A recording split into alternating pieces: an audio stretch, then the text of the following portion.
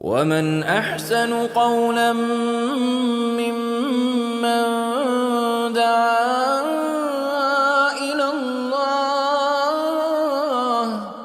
وعمل صالحا وقال إنني من المسلمين। আসসালামু আলাইকুম রহমতুল্লাহ।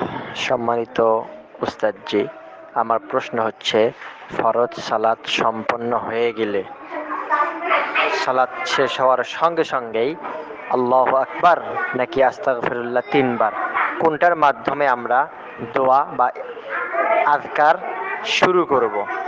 বিষয়টা নিয়ে একটু হাদিসের আলোকে জানতে চাচ্ছি। জাযাকাল্লাহু খায়রান।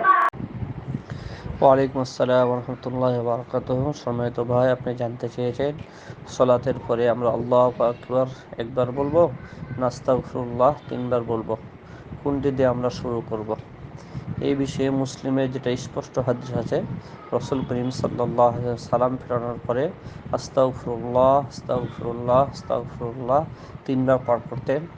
এরপর আল্লাহুম্মা আনতাস সালাম ওয়া মিনকাস সালাম এই দোয়াটি পাঠ করতেন।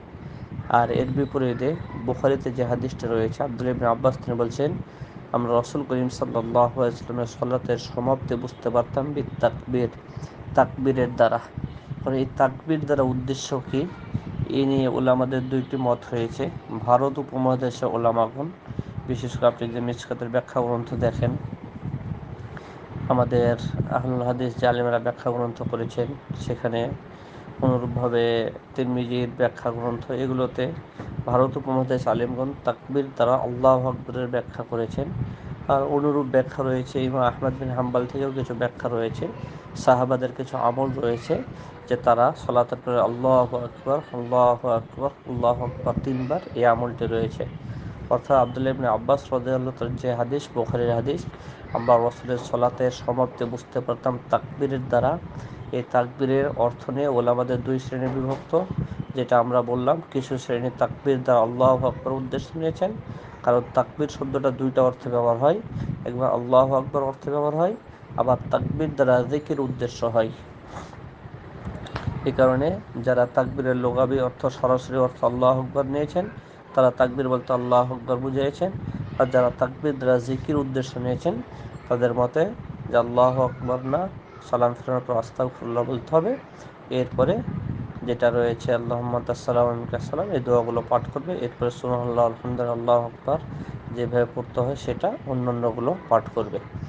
এইটি দুইটি মত রয়েছে। আমাদের ভারত উপমহাদেশ আলেমদের ফতোয়া হচ্ছে আল্লাহু আকবার বলা সালাতের পরে।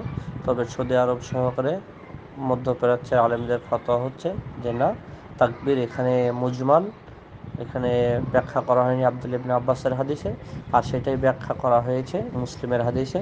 আর সেই তাকবীর দ্বারা উদ্দেশ্য জিকির, আর জিকির দ্বারা উদ্দেশ্য আস্তাগফিরুল্লাহ, আল্লাহুম্মা আনতাস সালাম ওয়া মিনকাস সালাম তাবারাকতা ইয়া যাল জালালি ওয়াল ইকরাম।